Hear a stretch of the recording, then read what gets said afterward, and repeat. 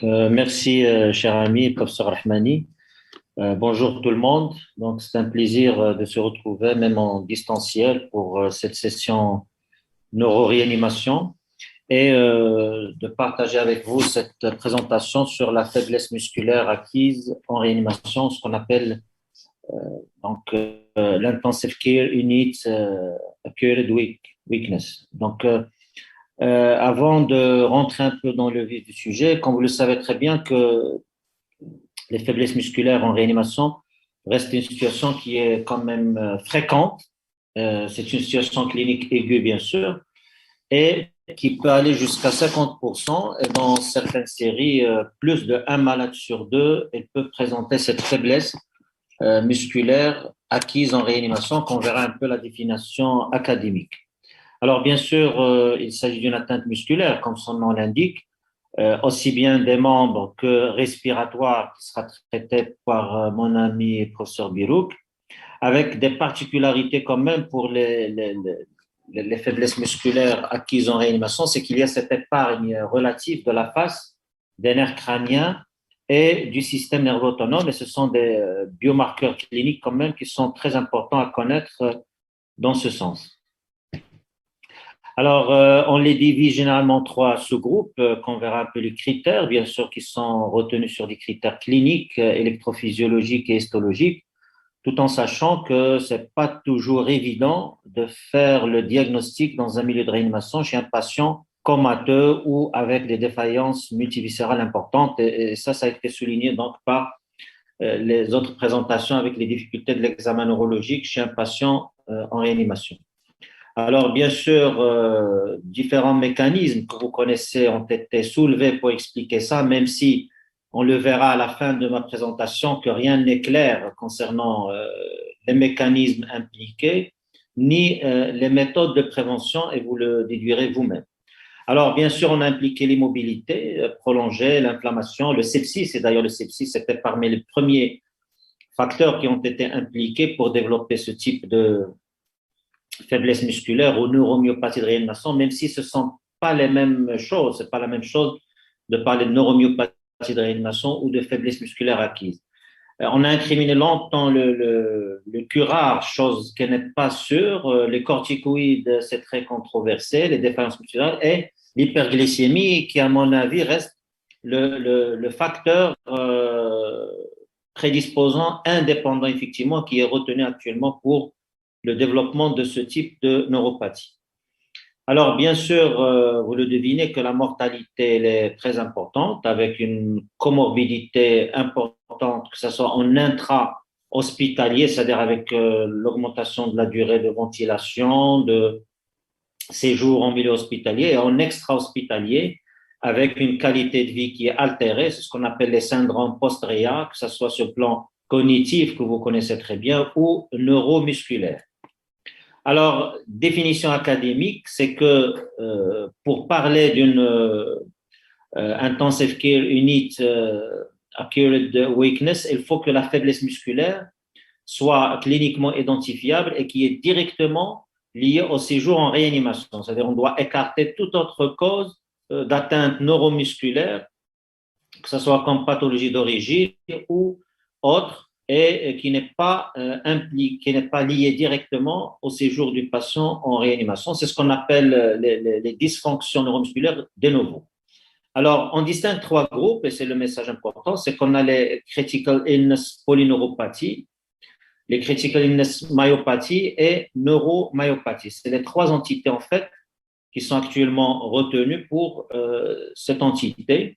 Et au sein des myopathies, on distingue en fonction de l'apparence histopathologique, en myopathie cachectique, à filament épais et nécrosante. Ça, c'est juste des définitions académiques. Alors, je présente ce schéma juste pour vous dire un peu la complexité à la fois de la physiopathologie, qu'on verra tout de suite, et de la classification que je reprends sur ce cadran en CIP, CIM, c'est-à-dire pour la polyneuropathie, la myopathie et la neuromyopathie, avec une entité qui n'est pas retenue par tout le monde, ce qu'on appelle uniquement le déconditionnement musculaire, au cours duquel les paramètres électrophysiologiques restent normaux différemment de ce qu'on voit dans les trois autres entités, et ce n'est pas une entité qui est retenue par tout le monde. Alors, un petit mot d'histoire sur le plan première définition, et il faut reconnaître que la première description revient à un médecin canadien, c'est le Sir William Osler, qui a parlé déjà d'une perte rapide de la chair et elle l'a rattaché chez les patients atteints de septicémie prolongée. Et là, dans sa définition, on voit déjà deux choses très importantes. L'atrophie, et ça c'est un élément, même sur le plan physiopathologique, qui est important. Et on voit une étiologie, un facteur prédisposant qui est la septicémie, effectivement, et ceci en 1892. La première description d'une sous-entité revient à Bolton, Charles Bolton, en 1984, et qui a défini 4 observations de patients en réanimation avec une polyneuropathie liée au séjour en réanimation. Alors l'incidence, je l'ai déjà souligné, c'est que la fréquence peut aller jusqu'à 60%. Pour tout patient, bien sûr, qui passe plus de 7 jours en réanimation. Ça, c'est un deadline qui est très important pour parler de cette situation. Et on pense que les femmes sont plus touchées que les hommes, peut-être chose liée à la masse musculaire, plus importante chez les hommes que chez les femmes. Et il faut s'attendre, bien sûr, à voir de plus en plus de neuromyopathie de réanimation. Pourquoi? Parce qu'on voit sur ce diagramme qu'il y a une baisse très importante de la mortalité en réanimation, tant mieux, chose qui est très bien, sur le plan vital, c'est-à-dire on voit de moins en moins de décès en réanimation grâce au développement de techniques et de prise en charge, mais on verra de plus en plus de neuromyopathie de réanimation, que ce soit en intra-hospitalier ou après la sortie des patients de l'hôpital. Cette diapositive résume tous les facteurs de risque ou prédisposants qui sont retenus actuellement pour la neuromyopathie de réanimation. On verra quelques items à part dans un second temps de ma présentation. On voit que les mobilisations prolongées sont en premier, la ventilation mécanique, la défaillance, le sepsis grave, l'exposition à des fortes doses de corticothérapie sort également comme un facteur prédisposant, l'hyperglycémie, l'agent bloqueur, donc on voit qu'il y a plein de facteurs de risque, et ces facteurs de risque récemment ont été classés en 2 catégories. Les probables, et là l'hyperglycémie, c'est parmi les étiologies ou bien les facteurs prédisposants importants avec la défaillance multiviscérale et le sepsis. Elle est possible, et je voulais revenir sur ce point. Pourquoi? Parce que longtemps, on incriminait beaucoup la corticothérapie et les agents bloqueurs et les curares, alors qu'effectivement, actuellement, ils sont très, très controversés. Et on trouve à la fois, parfois, 2 études, l'une qui incrimine les corticoïdes, l'autre qui les innocente, ainsi que pour les curares. Alors, sur le plan physiopathologique, il faut savoir que les neuromyopathies de réanimation, bien sûr, leur physiopathologie reste imparfaitement connue, sont multifactorielles. Et si vous voyez, on voit l'implication de plusieurs phénomènes, le stress oxydatif, l'inflammation systémique, les anomalies de la microcirculation, surtout pour les lésions neuronales et la dégénérescence axonale. Il y a la participation de dysfonctionnement des canaux sodiques et un phénomène très important, c'est le dysfonctionnement de ce couple ubiquitine-protéasome. Et ces différents facteurs ou mécanismes physiopathologiques ont été classés en 3 phases. Et donc, pour la neuromyopathie de réanimation, on distingue 3 phases, effectivement. La phase précoce, c'est immédiatement après l'agression. Et là, il y a 2 phénomènes qui surgissent. C'est la dysfonction des canaux sodiques, et on sait très bien l'implication des canaux sodiques dans l'excitabilité membranaire, et la dysfonction mitochondriale, et on sait très bien le rôle des mitochondries dans la genèse d'ATP. Donc, s'il y a des dysfonctions, on a une inexcitabilité et l'absence de genèse d'ATP. La phase tardive, c'est le déclenchement du système ubiquitine-protéasome, avec bien sûr une diminution de la synthèse protéique et une altération de l'autophagie, 2 phénomènes qui sont néfastes pour la fibre musculaire et qui vont entraîner son atrophie et sa dégradation. Et le 3e mécanisme ou phase physiopathologique, c'est la phase d'altération de la régénération musculaire avec une anomalie des cellules souches musculaires. Et cette anomalie de régénération, elle est particulière à ces malades de réanimation parce qu'on a observé que malgré la sortie de l'hôpital et malgré le délai entre l'hospitalisation et l'examen réalisé, on trouve qu'il y a toujours une absence de régénération caractéristique particulière à cette maladie. Là, vous voyez juste une coupe d'une biopsie musculaire dans la physiopathe pour vous montrer la fibre musculaire normale. Quand vous êtes immobilisé, voilà le début d'atrophie. Quand il y a un sepsis, l'atrophie elle est plus importante. Et si vous avez un sepsis et vous êtes immobilisé, eh bien, l'atrophie elle est plus importante. Et ça, c'est la confirmation histologique de ce qu'on vient de citer. Bon, différents schémas ont été proposés. C'est assez complexe entre facteurs prédisposants, anomalies cytologiques et musculaires, et parfois jusqu'au retentissement que vous voyez ici entre la physiopathologie et le retentissement clinique, c'est-à-dire l'augmentation de la durée de séjour, de la ventilation mécanique, la diminution de la fonction physique et de la qualité de vie. Alors, les signes cliniques, un des premiers signes qui a été retenu par les experts, c'est que on a ce qu'on appelle la grimace faciale sans mouvement des membres. C'est-à-dire quand vous simulez le patient, et là, cette grimace faciale, il n'y a aucun mouvement. Ça peut être un signe, effectivement, de neuromyopathie de réanimation. La faiblesse musculaire, elle est par définition proximale, bilatérale et symétrique. Et si vous êtes intubé, c'est des difficultés de sevrage. Et s'il n'y a pas d'intubation, le patient aura des difficultés de respiration, avec une respiration superficielle, des mouvements abdominaux paradoxaux. Donc, tous ces signes doivent orienter vers une neuromyopathie de réanimation. Une voix rauque ou nasale, un essoufflement lors de la parole, ce qu'on appelle le discours staccato, et une toux inefficace. Donc, tous ces signes peuvent orienter vers la neuromyopathie de réanimation. Une atrophie musculaire à rechercher systématiquement, mais il faut faire attention de l'œdème qu'on peut observer au début de l'affection et qui peut cacher une éventuelle atrophie. Généralement, l'atteinte faciale, les muscles oculaires et les nerfs crâniens sont épargnés. Je ne dis pas qu'ils ne sont jamais touchés, mais généralement, c'est inhabituel de trouver cette atteinte lors d'une neuromyopathie de réanimation. Et donc, automatiquement, si vous voyez qu'il y a une atteinte au premier plan de ces trois éléments, il faut chercher autre chose et vous ne pouvez pas retenir une neuromyopathie de réanimation. Examen neurologique complet avec toutes ces difficultés.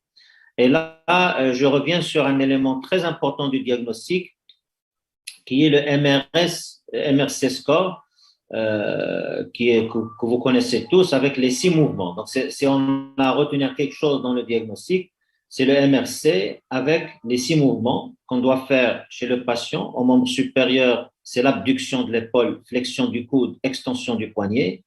Au membre inférieur, c'est la flexion de la hanche, l'extension du genou et la flexion dorsale de la cheville. Là, c'est juste un résumé sur un article très bien fait qui résume un peu les caractéristiques cliniques chez le patient. On voit que c'est toujours flasque, atteinte distale dans la polyneuropathie, proximale dans la myopathie, respiratoire et atrophie dans les deux, réflexe normal, hyporéflexique et aréflexique dans la polyneuropathie et normal dans la myopathie, et les atteintes extraoculaires musculaires, un peu rares, mais bon. Et surtout, l'atteinte sensitive qui est absente dans les formes myopathiques de cette neuromyopathie de réanimation. Alors ça, c'est le score. Il est très important à retenir avec les 3 mouvements. Et donc, ça devient 6 mouvements si on fait la droite et la gauche. Et le score, il est coté sur 60, c'est normal. On a 6 mouvements, et on a 5, donc ça fait 60. Ce que je voulais dire à travers ce score MRC, c'est que quand vous avez un score de moins de 48, on peut parler déjà de neuromyopathie de réanimation. Et ce score faible a été corrélé systématiquement à une durée de ventilation augmentée, à une durée de séjour augmentée, altération de la qualité de vie à distance et, comme vous le voyez sur ce graphique, une augmentation de la mortalité. Vous voyez un peu un score entre 48 et 60. Le 60, c'est le normal. Moins de 48, vous êtes dans la neuromyopathie de réanimation. Et plus le score est bas, plus la mortalité augmente. Le diagnostic, il est clinique. après avoir exclu les autres éléments. Et je pense que la question la plus importante pour tout ce qui est diagnostic, c'est quand a démarré la faiblesse. Et on a exigé les 7 jours après le séjour en réanimation pour parler d'une éventuelle neuromyopathie de réanimation. Donc, à retenir les 7 jours de séjour d'hospitalisation. L'électrophysiologie peut aider, bien sûr, sur toutes les vitesses de conduction, avec normalité au nom des vitesses sensitives motrices, la détection à l'aiguille. Généralement, les anomalies électrophysiologiques peuvent apparaître avant le début des signes cliniques et ils ont une valeur prédictive pronostique importante, surtout la réduction de l'amplitude de potentiel moteur à 8 jours de l'admission et les anomalies de potentiel sensitif et la présence de fibrillation à J15 d'hospitalisation. Alors ça, c'est juste pour comparer un peu les anomalies dans la polyneuropathie et les myopathies qui peuvent être utiles. Et cet article, juste pour vous dire que parfois, c'est pas facile de différencier entre le neurogénique et le myogénique, et on peut aller jusqu'aux biopsies musculaires, ce qu'on appelle les microbiopsies, qui peuvent aider à départager un peu ces diagnostics. D'autres méthodes ont été proposées pour le diagnostic, et particulièrement l'échographie musculaire, mais ça reste quand même des choses en cours d'évaluation. Alors, les critères diagnostiques, je passe, c'est des critères juste pour dire que je suis dans la neuromyopathie de réanimation de type neuropathique ou de type myopathique. Ça, vous allez les retrouver dans tous les bouquins et articles et publications concernant ces neuropathies. Et bien sûr, le diagnostic différentiel, je passe vite, c'est des choses classiques, c'est-à-dire à rechercher entre le cerveau jusqu'au muscle en passant par la jonction neuromusculaire. Il faut écarter toute autre maladie, d'autres étiologies avant de retenir la neuromyopathie de réanimation. Alors, la prise en charge, j'ai mis la Cochrane parce que quand j'ai revu un peu tout ce qui est proposé pour la prise en charge de ces patients, on se retrouve avec beaucoup de controverses, beaucoup de contradictions dans les propositions. Et quand on parle de prise en charge, c'est automatiquement la prévention. Moi, je pense que c'est la prévention qui compte plus pour ce type de pathologie parce qu'il n'y a aucune intervention spécifique qui a démontré son efficacité une fois la maladie installée. Il faut agir bien sûr sur les facteurs de risque probables et possibles et, comme on le verra, essayer de viser la normoglycémie et de réfléchir correctement avant de prescrire certaines molécules en réanimation. Alors, prévenir l'immobilité musculaire, ce qui a été proposé, c'est de minimiser les niveaux de sédation, c'est très important, et d'introduire ce qu'on appelle actuellement les interruptions quotidiennes de la sédation, avec une évaluation de la force musculaire régulière, c'est-à-dire de ne pas laisser le patient sous sédation d'une façon continue. Alors, quel est l'apport de la mobilisation précoce dans la prévention de ces neuromyopathies de réanimation? Il faut savoir que l'immobilisation, elle entraîne automatiquement une perte d'une fente musculaire importante et surtout pour le diaphragme, chose qui va être détaillée par professeur Birouk, parce que le diaphragme, il a cette caractéristique, c'est toute courte inactivité entraîne systématiquement une atrophie et un dysfonctionnement sévère. Et la mobilisation particulièrement, elle a été impliquée dans l'amélioration de ces neuropathies en agissant sur les canaux calciques et en mobilisant ce qu'on appelle les NNOS, les cavéloïdes, qui ont une action directe sur le noyau et qui permettent la synthèse protéique. Alors, pour vous dire le degré de controverse, ça, ce sont deux études. Une étude qui démontre que la mobilisation avec un système d'exercice physique renforcé, elle améliore d'une façon importante les patients, alors que le standard régime n'améliore pas suffisamment. Et même, ils étaient un peu plus loin pour rechercher un peu les interleukines 6, interleukine 10 et l'interféron. Ils ont trouvé que la mobilisation précoce de ces patients permet de réduire les interleukines 6 qui sont très pro-inflammatoires et d'améliorer les interleukines 10 qui sont anti-inflammatoires. Par contre, d'autres études, toujours dans la mobilisation, et n'ont pas trouvé de différence. Mais les auteurs concluent que de toutes les façons, malgré cette contradiction, il faut insister sur une mobilisation parce qu'elle est safety, elle ne détériore pas, elle peut améliorer la force musculaire et de toutes les façons, les différentes études concluent qu'il n'a aucun effet sur la durée de la ventilation, sur le séjour et sur la mortalité. Alors, est-ce qu'il y a des drogues et pharmaconutriments à éviter?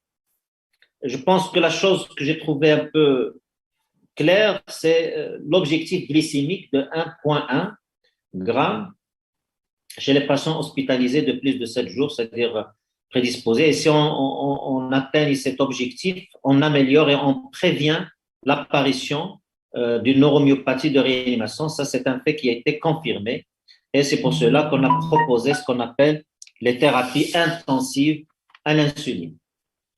Les corticoïdes, on ne sait pas. Les corticoïdes, on ne sait pas parce que on sait très bien sur le plan fondamental que les corticoïdes elles diminuent la synthèse protéique, entraînent de l'atrophie, ils diminuent la masse musculaire, elles diminuent la distance parcourue à 6 minutes chez ces patients, mais d'autres études chez les patients avec un syndrome de détresse respiratoire aiguë et chez qui on utilisait les corticothérapies, on n'a pas trouvé de différence chez les patients recevant une corticothérapie par rapport à d'autres. Les curares, la même chose, on a toujours incriminé les curares, mais en fait, les données sont contradictoires et la seule chose qui sort, c'est que surtout si elles sont associées à de la corticothérapie, on a plus de risques. Et si vous utilisez les curares pendant longtemps, il faut monitorer votre patient. Il faut un monitorage des patients sous curarisation. Il faut éviter que ça soit au long cours avec quelques spécificités pour éviter l'accumulation. Pour les pharmaconutriments, aucune étude n'est positive et donc il n'y a pas d'intérêt particulièrement à donner une forte dose de nutrition parentérale ou pas, au moins pour le moment. Pour la stimulation électrique, le bénéfice est présent et surtout pour la stimulation électrique neuromusculaire, chose à différencier de la stimulation électrique cutanée pour les douleurs et la stimulation électrique fonctionnelle qui a un effet plutôt instantané, qui n'a pas d'effet au long cours. Alors, je pense que je vais conclure avec la plaque pronostique pour dire que les neuromyopathies de réanimation quand même, elles entraînent beaucoup de conséquences à court terme et à long terme. À court terme, sur le plan durée d'hospitalisation, durée de séjour, ventilation mécanique, les thromboses veineuses et tout ce qui est lié à l'immobilisation, et de mortalité, parce qu'on voit que plus de 60% mourront au cours de la première année, et pour les survivants, il n'y a que 70% qui vont récupérer complètement, et le reste va avoir un handicap fonctionnel, physique, de mobilité au long cours. Ce qu'on a remarqué pour le pronostic, c'est que les CIM, c'est-à-dire les myopathies, elles récupèrent mieux que les neuropathies quand on a un diagnostic dans ce sens. Alors, en conclusion, je peux dire que les neuromyopathies de réanimation restent une affection débilitante, importante, une fréquence à considérer, plus de 1 patient sur 2, une morbimortalité importante et que la prévention, en fait, elle passe par 3 éléments. Déjà, la prise de conscience de la maladie, parce qu'il faut bien connaître la maladie pour la chercher systématiquement avec un examen clinique journalier de tous les patients, surtout avec l'évaluation de l'MRC score. Et bien évidemment, si on agit sur ce qu'on vient de voir, surtout l'équilibre glycémique, l'immobilisation et la durée de la ventilation mécanique, je pense qu'on peut prévenir pas mal de cas de neuromyopathie de réanimation en passant par une meilleure gestion de la corticothérapie et des curares si nécessaire. Je vous remercie.